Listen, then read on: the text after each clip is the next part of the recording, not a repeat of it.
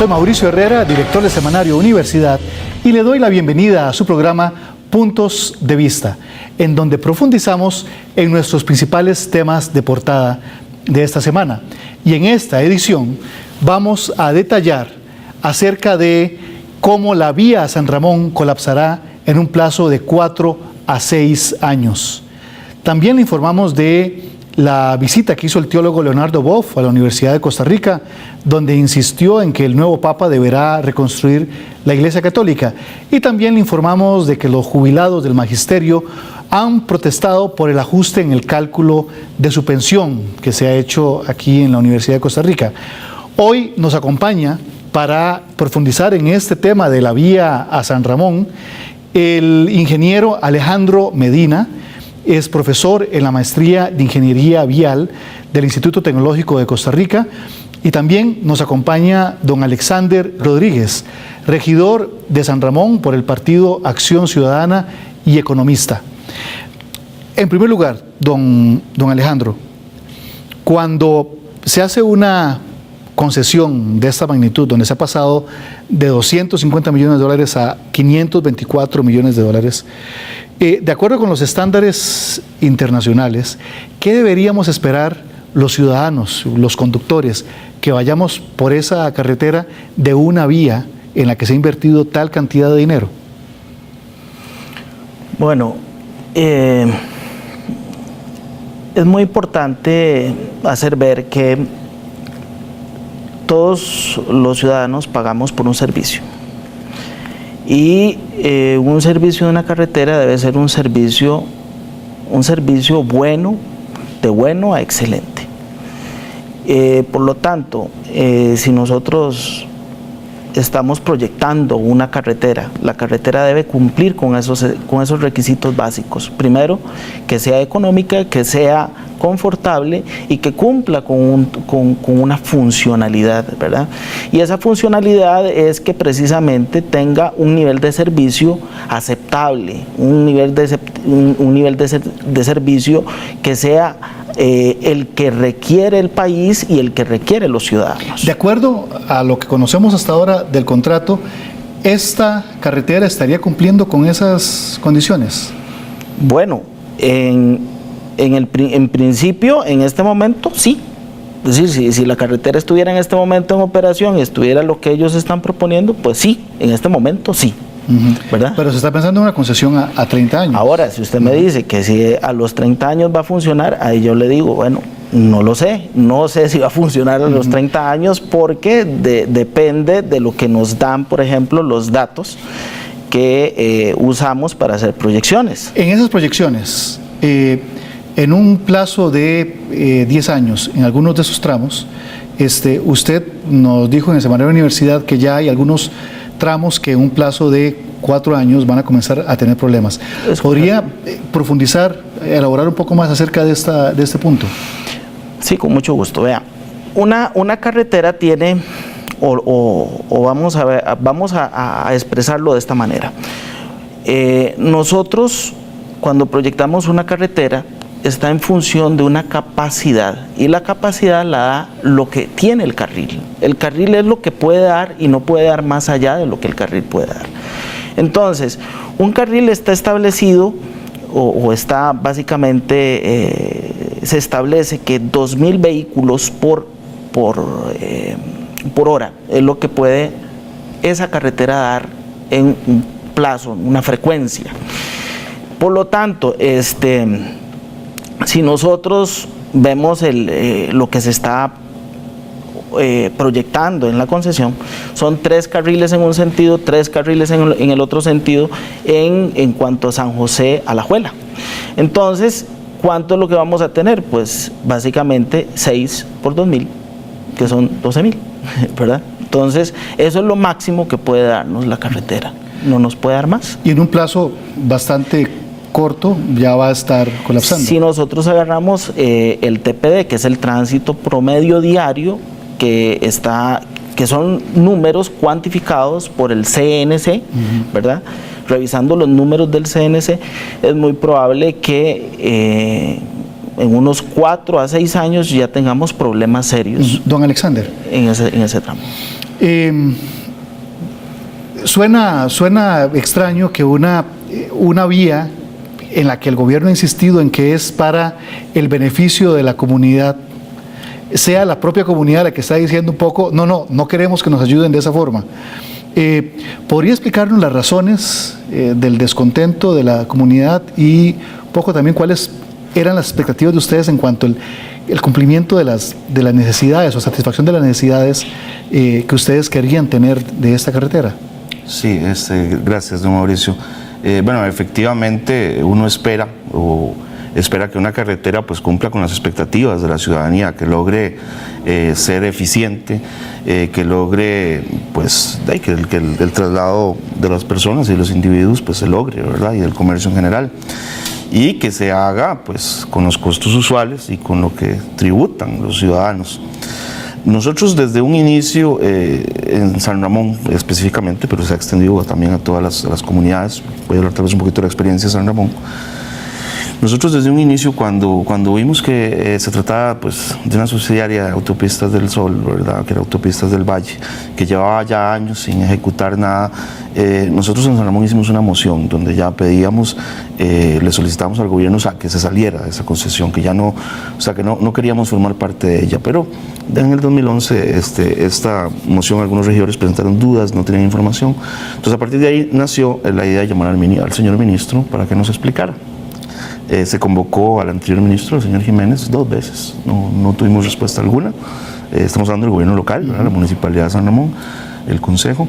Se convocó nuevamente, entonces ya después a don Pedro, no contestó la primera vez, contestó una segunda vez diciendo que él iba a dar explicaciones, pero hasta que estuviera el refrendo, ¿verdad? O sea, hasta que ya no se pudiera hacer nada, ni hablar sobre el contrato, ni negociar ninguna parte del contrato, solo hasta ese momento pues iba a venir. Y para ustedes en ese momento como comunidad, cuando les dice que va a haber un diálogo o algún tipo, por lo menos, de explicación hasta que haya sido refrendado.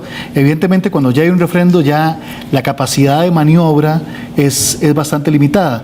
¿Qué plantearon hacer ustedes en aquel momento y qué desarrollaron? Sí, bueno, en primera instancia hay que entender que esto se manejó siempre con mucho secretismo, ¿verdad? No hubo apertura, no se dio la información a las comunidades y por ejemplo, nosotros inmediatamente lo que hicimos fue mandar una nota a la Contraloría General de la República, que ya llevaba con cierto tiempo, ¿verdad? Digamos, el refrendo, para que pausaran el refrendo mientras teníamos información al respecto. Tomamos ese acuerdo un viernes, enviamos la nota y el martes siguiente ya habían aprobado el refrendo, ¿verdad? Nos sentimos totalmente insultados. Primero el insulto que nos hizo el ministerio al decirnos no, hasta que ya todo esté listo. Luego la Contraloría nos da una bofetada y nos manda una nota con 2 párrafos diciendo que él no resuelve conflictos con terceros. Somos un tercero, la ciudadanía en este momento es un tercero. Que van a ser los usuarios principales. Y los que van a pagar es una tercera parte en este negocio. Volvemos después de esta pausa con más aquí en su programa Puntos de Vista.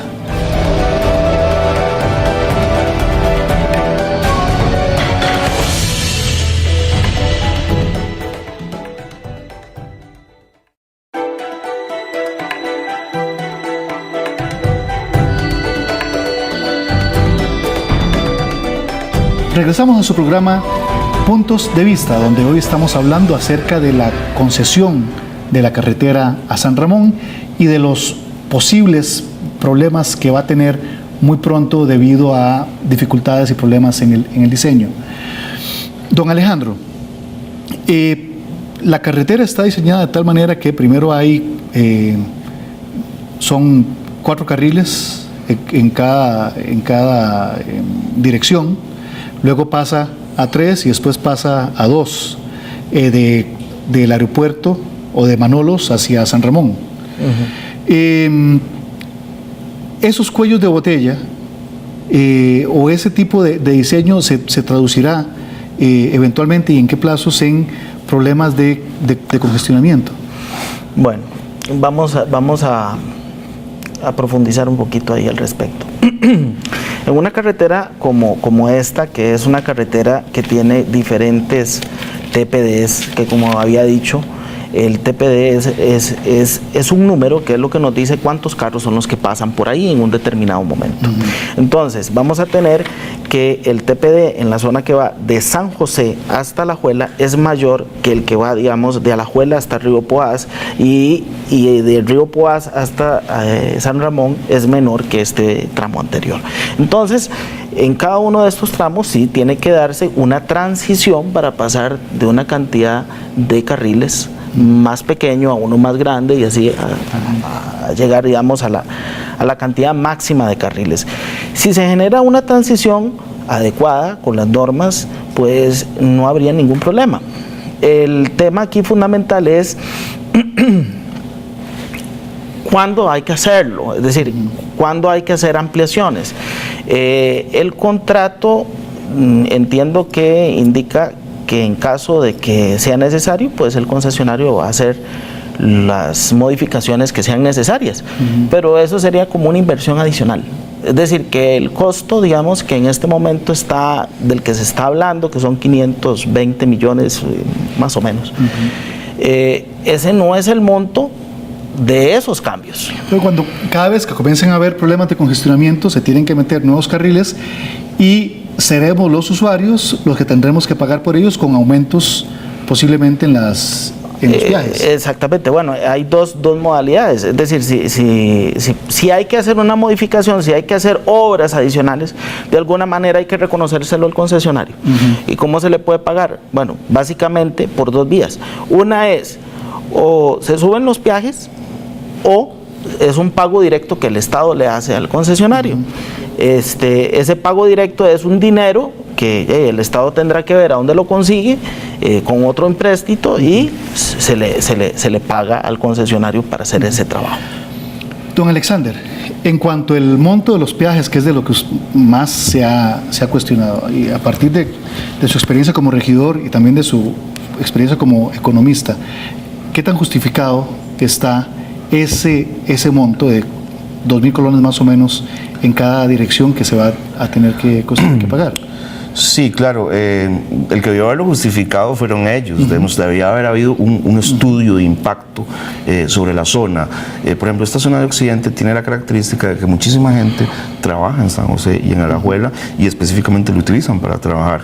Eso se habla, pues no estoy muy de acuerdo yo con la palabra, pues se habla de cantones dormitorio, ¿verdad? Porque una gran cantidad de las personas que lo habitan vienen a trabajar acá. Esos cantones dormitorio van a pasar a ser cantones fantasmas. Hay mucha gente que en lugar de pagar 80.000 colones al mes, ¿verdad?, y pagar más de 1 millón de colones al año, pues prefieren ir a alquilar directamente a San José. Aquí no se ha visto, por ejemplo, el impacto sobre los bienes y servicios, ¿verdad?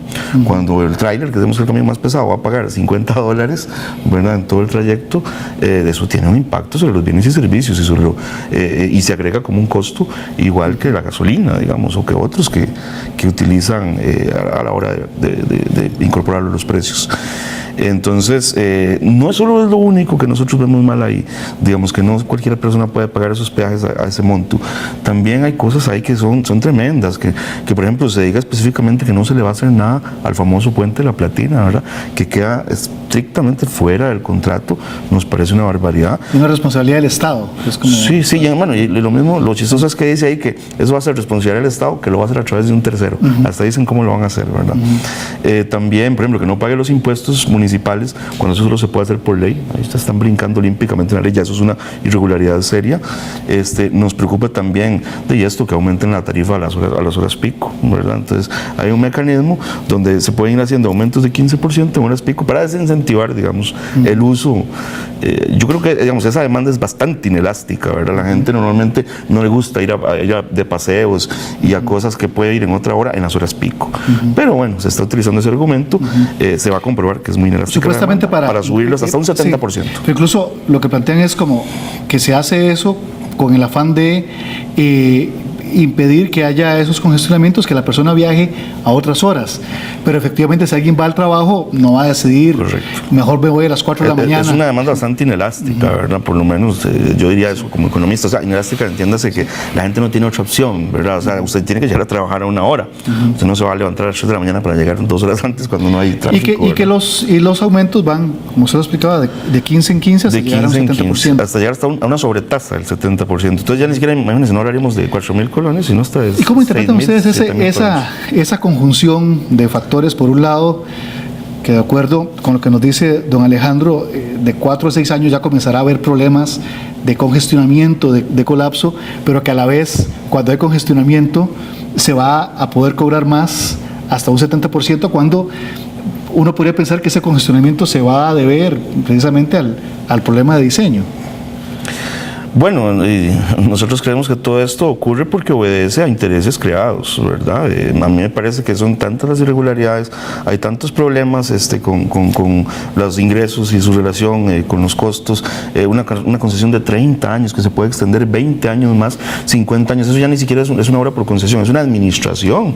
Tome, tenga usted, administre eso privadamente, mientras los recursos que usábamos acá los vamos a usar en otra cosa, en hacer politiquería, en asfaltar calles que no necesitan ser asfaltadas, etcétera, etcétera. La verdad, aquí simplemente se renunció a gobernar. Por eso nosotros, pues, en las comunidades de Occidente, y creo que esto es también un tema país, estamos muy molestos y vamos a dar todos los recursos que tengamos para parar esta concesión. Para ampliar acerca de la organización que se está dando en esas comunidades, vamos a conversar un poco más en el siguiente bloque cuando volvamos de la pausa. Gracias.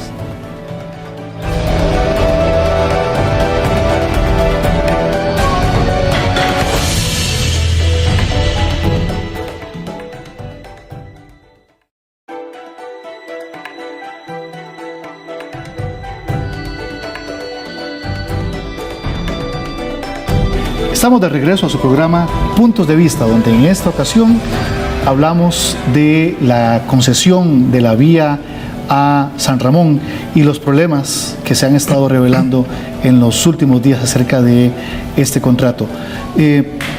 Don Alejandro, ¿cuál es el sentido?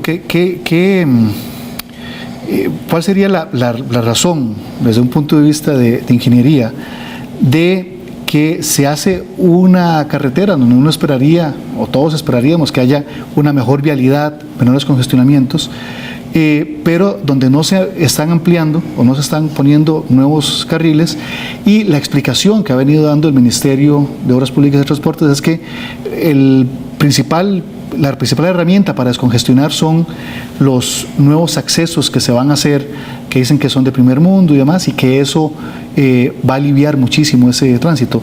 Eso es desde su formación y su experiencia como ingeniero, es una explicación válida a los posibles problemas de congestionamiento que vaya a tener esta vía, de acuerdo con sus cálculos.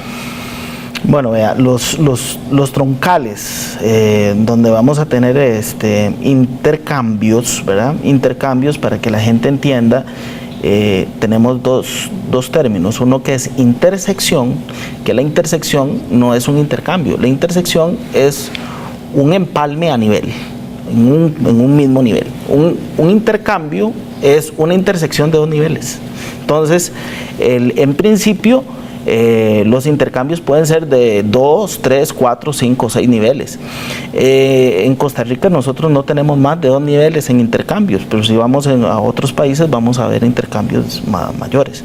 En este caso, pues, haciendo una revisión, pues sí se puede ver que, digamos, los intercambios a 2 niveles están funcionando, pueden funcionar, pero funcionan en el troncal, en el intercambio.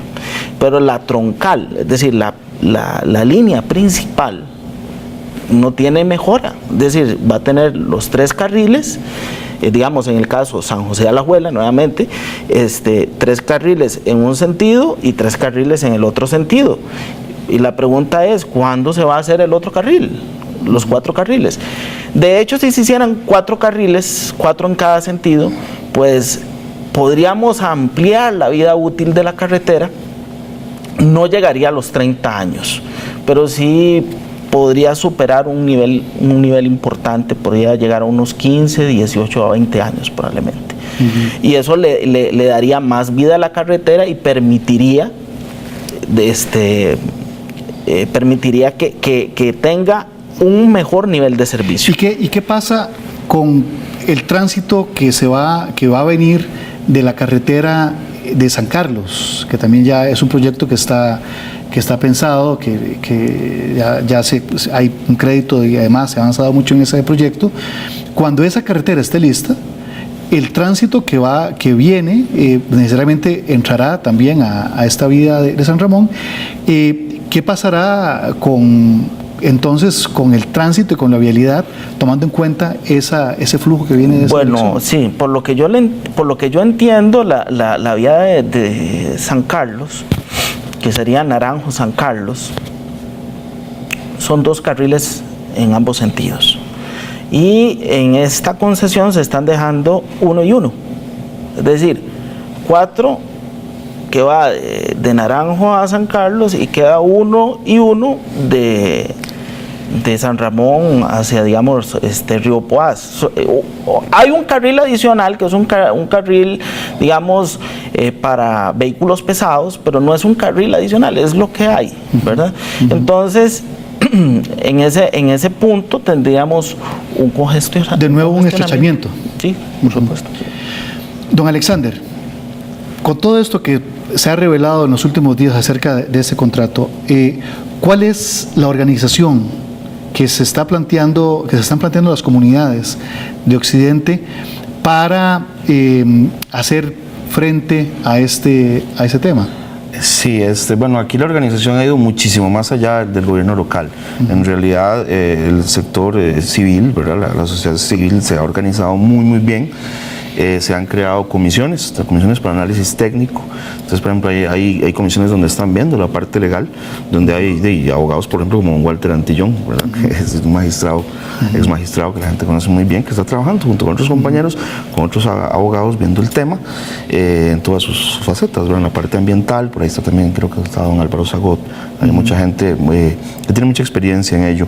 Hay otras personas que estamos analizando la parte técnica que tiene que ver con el módulo financiero, que también pues ya encontramos varias cosas muy simpáticas, interesantes ahí, problemas en términos de los valores presentes, problemas en términos de ingresos brutos que no están incorporados dentro del módulo, y bueno, otros por ahí que vamos a ir pues, sacando a su debido momento. Me había comentado en una de las pausas que que estaban planteando un juicio de lesividad. Sí. Bueno, ahí tal vez la parte legal que está trabajando lo podría comentar mejor que este servidor, pero eso es lo que se está pensando. O sea, yo creo que a todas luces este es un contrato que es lesivo para los intereses de Costa Rica. Me parece que acá eso es lo que se está analizando, se están viendo las irregularidades que contiene, se está viendo pues a partir, o sea, el Estado no puede hacer un contrato en contra de sí mismo, ¿verdad? Más ahora que se ve que hay pues ciertos intereses personales, conflictos de intereses, ¿verdad? Tenemos un ministro pues que llega y campantemente dice que él, es cierto que le dio una asesoría a OAS y una asesoría que tenía como materia parte de esta concesión. Y que fue previo, poco tiempo antes de que él asumiera muy poco antes. Entonces, de ahí uno, ¿qué cosa más? ¿A quién se atiene uno en estas cosas? Entonces, eso es lo que se está viendo. Se está trabajando por ahí, por esa parte legal, amparada en cuestiones técnicas, pero también hay movilización popular. También hay movilización popular para expresar la protesta, para expresar el desagrado con el contrato tal y como está, y bueno, y con la concesión en general, ¿verdad? En la parte de movilizaciones, un poco, ¿cuáles son las expectativas que ustedes tendrían al respecto y hasta dónde llegar en esas acciones?